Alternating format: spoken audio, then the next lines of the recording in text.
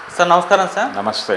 Sir Pothina Mahesh గారు మరి Janasena party నుంచి బయటకు వచ్చేసి వైసీపీ పార్టీలో జాయిన్ అవ్వడం చూస్తున్నాం. అయితే ఈలోపు ఒక ప్రెస్ మీట్ పెట్టేసి ఆయన పవన్ కళ్యాణ్ గారి పైన కొన్ని విమర్శలు చేశారు. పవన్ కళ్యాణ్ గారు పిఠాపురంలో ఒక ఇల్లు తీసుకున్నారు, మరి గృహప్రవేశం వాళ్ళ థర్డ్ వైఫ్ అన్నా లెజినోవా గారితో కలిసి చేయాలని చెప్పేసి ఆయన కోరారు. అంటే పవన్ కళ్యాణ్ గారు అయితే సింగిల్గానే చేశారు. దీంతో చాలామంది ఏం అభిప్రాయపడుతున్నారంటే పవన్ కళ్యాణ్ గారు తన మూడో భార్య కూడా విడాకులు ఇచ్చేస్తారు, అది పోతిన మహేష్ గారికి తెలుసు, ఈ విధంగా ఆయన బయట పెట్టాడు అని చెప్పేసి మాట్లాడుతున్నారు. సార్ దీనిపైన మీ ఒపీనియన్ ఏంటి? పవన్ కళ్యాణ్ గారి మూడో భార్య కావచ్చు, నాలుగో భార్య కావచ్చు, లేకపోతే రెండో భార్య కావచ్చు, ఆయన భార్యలతో పోతిన మహేష్కి సంబంధం లేదు. అవును, ఆయన గృహప్రవేశం చేసుకుంటాడో చేసుకోడో అనే వ్యవహారంతో ప్రపంచానికి సంబంధం లేదు. పవన్ కళ్యాణ్ అనే కాదు, ఎవరైనా సరే ఈ రిలేషన్స్ పర్టికులర్గా అది పూర్తి వ్యక్తిగతమైనటువంటి వ్యవహారం. ఒక మనిషి అంటే ఒక పొలిటీషియన్ కూడా అతను రాజకీయ నాయకుడిగా ప్రజా జీవితంలో ఉండొచ్చుగాక, అతనికి కూడా ప్రైవసీ ఉంటుంది కదా. అంటే శ్రీశ్రీ గారు అన్నారు, మీరు పబ్లిక్లోకి వచ్చాక ఏమైనా అంటాం అన్నాడు, కానీ పబ్లిక్లోకి వచ్చినప్పుడు ఏ విషయాల గురించి మాట్లాడాలి? పబ్లిక్కి సంబంధించి పవన్ కళ్యాణ్ చేస్తున్నటువంటి వాదనలు కానీ, ఆయన నెరుపుతున్నటువంటి రాజకీయ కసరత్తులో కానీ ఏవైనా లోపాలు ఉంటే దాని మీద విమర్శ చేయండి. ఆయన రాజకీయ సిద్ధాంతాల మీద మాట్లాడండి. ఆయన రోజువారీ మాట్లాడుతున్నటువంటి మాటల్లో ఉన్నటువంటి దగుల్బాజీతనం గురించి మాట్లాడవచ్చు. ఆయన అంటే రామ్ గోపాల్ వర్మ ఒక మాట అనేవాడు తరచు, అంటే ఎందుకు పవన్ కళ్యాణ్ని టార్గెట్ చేస్తున్నారు మీరు మీ సినిమాల్లో అంటే, అతనికి ఒక విశ్వసనీయత లేదు పవన్ కళ్యాణ్కి, అతను చెప్పిన మాట మీద నిలబడతాడు, మాట మీద నిలబడే తత్వము లేదు. అంటే ప్రతిదీ వ్యూహము ఏదో ఒక ప్రయోజనముతో లింక్ అయి ఉంటుంది అతను ప్రతి అడుగు అని చెప్పేసి ఆయన ఒక మాట అన్నాడు, అది కొంతవరకు వాస్తవం. ఇలాంటి విమర్శలు చేయొచ్చు. ఆయన లోకేష్ మీద అలాగే చంద్రబాబు మీద గత ఎన్నికలకి ముందు ఆయన కమ్యూనిస్టులతో కలిసి పోటీలో నిలబడినటువంటి 2019 ఎన్నికల సందర్భంగా జరిపినటువంటి ఎన్నికల ప్రచారంలో తీవ్ర స్థాయిలో దాడి చేశాడు. ఆ అభిప్రాయాలు ఎందుకు కలిగినాయి, ఆ అభిప్రాయాలు ఏమైనా మార్చుకున్నాడా అనేది క్లారిటీ ఇవ్వాల ఈ ప్రయాణంలో. అది అక్కడిది అక్కడే, అప్పుడు మాటలు అప్పుడే, ఇప్పటి మాటలు ఇప్పుడే అన్నట్టుగా వ్యవహరిస్తున్నాడు. ఇలాంటి విషయాల మీద మాట్లాడవచ్చు. ఆయన నేరుగా అంటే గుంటూరు జిల్లాలో మంగళగిరి దగ్గరే మీటింగ్ పెట్టి లోకేష్ మీద చంద్రబాబు మీద ఆయన చేసిన విమర్శలు, అవినీతికి కేర్ ఆఫ్ అడ్రస్ లోకేష్ అని చెప్పి మాట్లాడాడు. ఆయన ప్రభుత్వం నుంచి ఎవరు ఏ ప్రయోజనం పొందినా అక్కడ రసీదు తెస్తే తప్ప ఇక్కడ డెలివరీ అవ్వదు సేవలు అని పవన్ కళ్యాణ్ స్వయంగా మాట్లాడిన వీడియోలు ఇప్పటికీ ఉన్నాయి యూట్యూబ్లో. దీని మీద పొలిటికల్ విమర్శ చేయొచ్చు. అతను పెళ్ళిళ్ళు చేసుకుంటే ప్రపంచానికి ఏం సంబంధం? వాళ్ళ ఆవిడతోనో లేకపోతే ఇంకొకళ్ళతోనో ఆయన గృహప్రవేశం చేస్తాడు, అది ఆయన వ్యక్తిగత వ్యవహారం.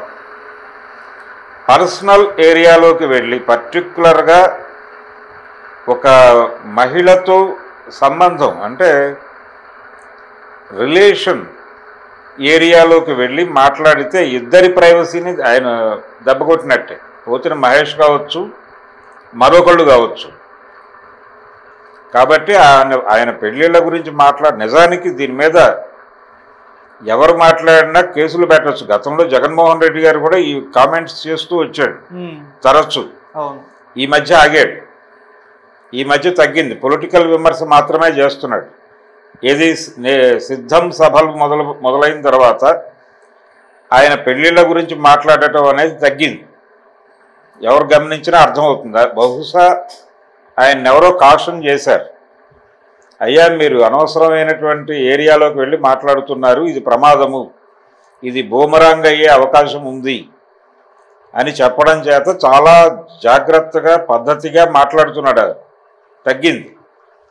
మొదట్లో ఉన్నంత ఇల్లాజికల్ టాక్ లేదు. ఇప్పుడు కొంత సంయమనంతో విమర్శని పొలిటికల్ విమర్శ అగ్రెసివ్గా చేయండి. ఎన్టీ రామారావు గారు చాలా దారుణమైన పదాలు వాడేవాడు కాంగ్రెస్ పార్టీ మీద క్రిటిసిజం పెట్టడానికి. కుక్కమూతి పిందెలు అనేవాడు. కుక్కమూతి పిందెలు కాంగ్రెస్ నాయకులు, తెలుగువాడి ఆత్మగౌరవాన్ని ఢిల్లీ నడివీధుల్లో తెగనమ్ముతున్నారు, ఇలా మాట్లాడేవాడు ఆయన. అలాగే ఒకసారి ఎప్పుడో ప్రభుత్వోద్యోగుల మీద ఆగ్రహం వచ్చింది ఆయన. జీతాల పెంపు గురించి ఏదో డిమాండ్ వస్తాయి ఎన్జిఓ సంఘం నుంచి. ఇప్పటికే రాష్ట్ర ఖజానాన్ని పందికొక్కులు తింటున్నారు, ఇంకా జీతాలు పెంచడం ఏమిటి అని ఓపెన్గా మాట్లాడేశారు. అది కూడా అంటే ఇబ్బందికరంగా మాట్లాడినప్పటికీ సూటిగా శుద్ధి లేకుండా స్ట్రైట్గా అటాకింగ్గా మాట్లాడటం అనేది ఒక పద్ధతి. అది ఆయనకి అసెట్, ఆయన సక్సెస్ కారణం కూడా అదే. ఎవరి మీద దాడి చేయాలో చాలా స్పష్టంగా వాళ్ళ వరకు కన్ఫైన్ అయ్యి దాడి చేసేవాడు తప్ప ఇతర ప్రోగ్రాం లేదు ఆయనకి. నిజానికి పవన్ కళ్యాణ్ గురించి మాట్లాడుతున్నారు కానీ ఎన్టీఆర్ కూడా ఈ వేధింపులకు గురయ్యాడు. లక్ష్మీ పార్వతిని ఆయన బహిరంగంగా ప్రజల సమక్షంలో పెళ్లి చేసుకున్నాడు. ప్రజామోదం కోరాడు ఆయన. మేజర్ చంద్రకాంత్ శతదినోత్సవ సభలో తిరుపతిలో చాలా స్పష్టంగా మైకి ముందు నిలబడి అయ్యా వద్దు అని వారించారు వీళ్ళు. అయినప్పటికీ వీళ్ళందరినీ గెంటి, చంద్రబాబుని పర్టికులర్గా గెంటి, అయ్యా నాకు ఫలానా సమయాల్లో తీవ్రమైనటువంటి అనారోగ్యం వచ్చింది, ఆ సమయంలో ఆవిడ నన్ను చూసుకుంది, అందుకనే ఆవిడికి ఒక గౌరవప్రదమైనటువంటి స్థానం ఇవ్వాలనుకుంటున్నాను, పెళ్లి చేసుకుందాం అనుకుంటున్నాను, మీరు ఓకే అంటేనే అని చెప్పాడు. జనాలందరూ మూకుమ్మడిగా చప్పట్లు కొట్టి మీ ఇష్టం, మీరు ఏదైనా చేయండి పర్లేదు అన్నారు. ఆ తర్వాత తాళిగట్టాడు. కాబట్టి ఎలా ఆవిడ గురించి మాట్లాడతారు? ఆయన మీద దాడి చేసింది ఎందుకు? లక్ష్మీ పార్వతిని పెళ్లి చేసుకోవటం అనేది తప్పు అనే కదా నైతిక వ్యవహారం తీసుకొచ్చి కదా మీరు కుటుంబాన్ని మీ వైపు తిప్పుకొని దాడి చేసింది. కాబట్టి ఎన్టీఆర్ చివరి రోజు వరకు చంద్రబాబు మీద విమర్శ అదే కదా. నా పర్సనల్ ఏరియాకి వచ్చి నా మీద దాడి చేసి నా మీద నైతిక విమర్శ చేసి ఇతరత్రా ఆయన చాలా గొప్పవాడు, ఆ ఒక్క విషయంలో తప్ప అని మాడతారు ఇప్పటికీ. అంతటి మనిషి అలా ఆ ఒక్క వ్యవహారంలో ఎందుకు అలాంటి నిర్ణయం తీసుకున్నాడు అని ఈ రోజుకి వాపోతారు వీళ్ళు మైకుల ముందు. అదే ఆయన పర్సనల్ అఫైర్, నీకేం సంబంధం? ప్రజా జీవితంలో గొప్పవాడని నువ్వే చెప్తున్నావు కదా.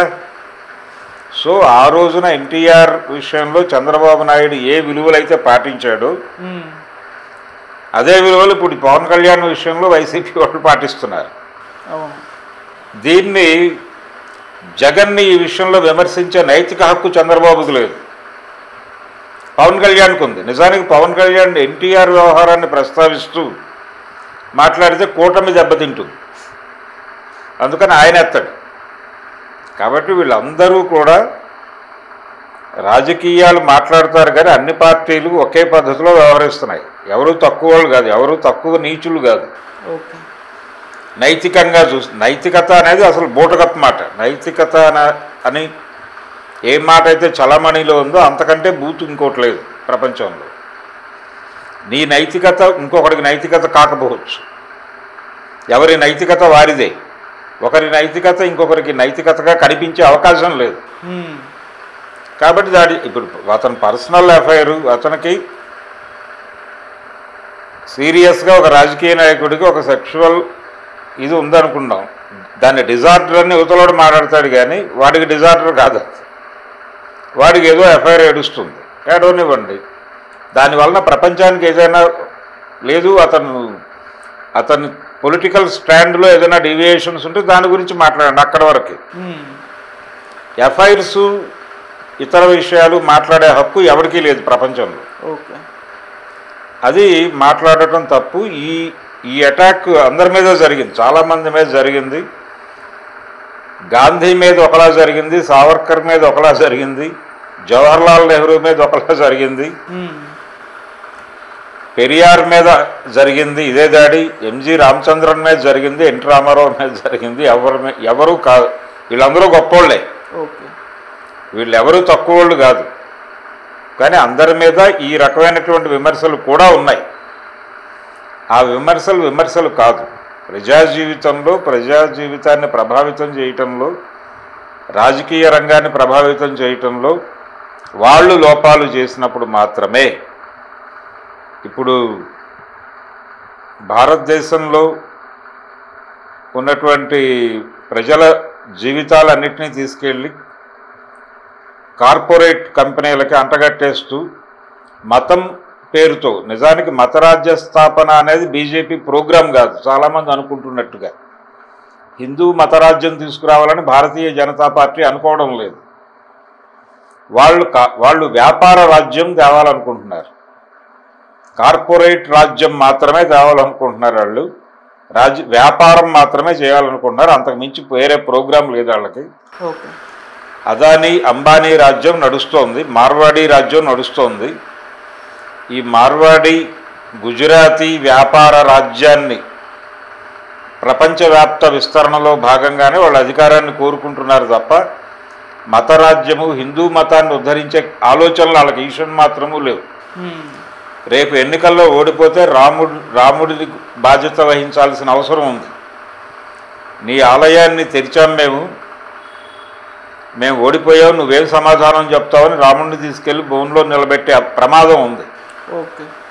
కాబట్టి మతం పేరుతో జనాల్ని కూడగట్టి ఇంతమంది మా వెనకాల ఉన్నారు అని చెప్పి కార్పొరేట్ శక్తుల్ని ఇక్కడికి తెప్పించి మతం పేరుతో వీళ్ళందరి కళ్ళు మూసి వాళ్ళకి దేశాన్ని అప్పచెప్పేస్తున్నారు. అది వాళ్ళ hidden agenda Bharatiya Janata party. So ఏ పార్టీ ఇప్పుడు అది ఎవడైనా మాట్లాడతాడో, చంద్రబాబు నాయుడు గారు మాట్లాడు, ఆయనకు తెలుసు ఈ ప్రోగ్రాం అంతా. జగన్మోహన్ రెడ్డి గారికి తెలుసు ఎవరి నైతికత వాడిది, ఎవరి సిగ్గుబిళ్ళలు వారికి ఉన్నాయి.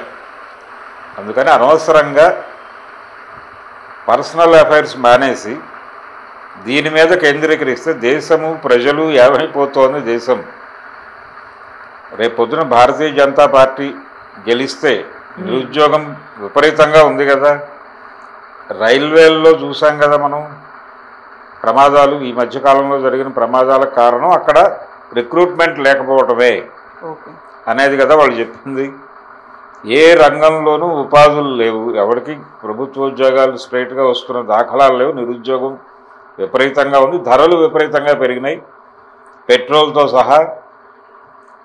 గత 10 ఏళ్లలో కనీ విని ఎరుగని రేంజ్లో ధరలు పెరిగినాయి.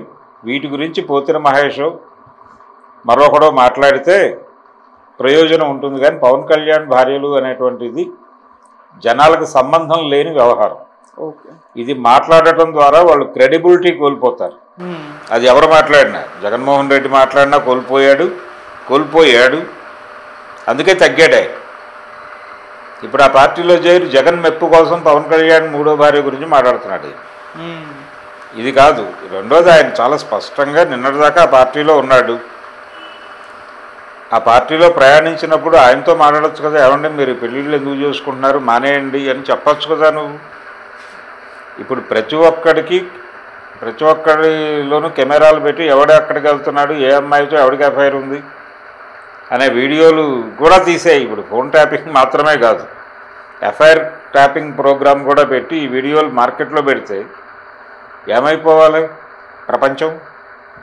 అందుకని చాలా ప్రమాదకరంగా మాట్లాడుతున్నారు రాజకీయ నాయకులు. ఇలాంటి వాళ్ళ మీద బలంగా కేసులు పెట్టి లోపలేయటం మంచిది. Okay sir, thank you so much sir. Thank you.